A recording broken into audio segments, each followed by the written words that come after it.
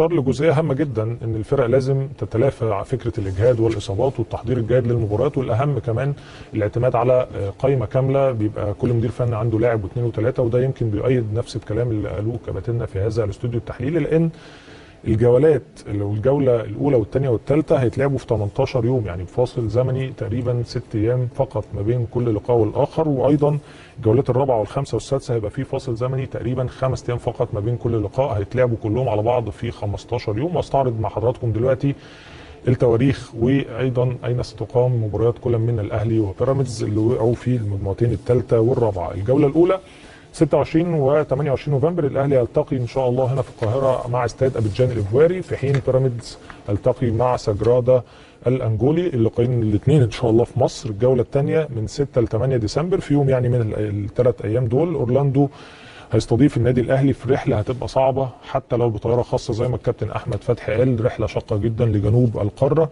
في حين دجوليبا المالي هيلتقي مع بيراميدز، يرجع بعدها كل من الاهلي وبيراميدز هيلتقوا ايام 13 و15، الاهلي هيلتقي مع شباب بلوزداد والترجي التونسي هيلتقي مع بيراميدز. تبدا مباريات الجوله الرابعه والخامسه والسادسه زي ما قلت لحضراتكم من 3 يناير لحد 19 يناير نكون خلصناها كلها. شباب بلوزداد الجزائري مع النادي الاهلي وبيراميدز مع الترجي التونسي. الجوله الخامسه استاد ابيجان الايفواري مع الاهلي وسجرادا الانجولي مع بيراميدز. الجوله السادسه والختاميه الاهلي واورلاندو الجنوب افريقي هنا في القاهره، وبيراميدز ودجوليبا المالي ايضا هنا في القاهره. نفس الحال بالنسبه للكونفدراليه، الزمالك والمصري هيفنشوا لقاءاتهم ايضا في القاهره، فبنعمل ان شاء الله تبقى دي افضليه لكل من الاهلي والزمالك وبيراميدز والمصري البور سعيدي.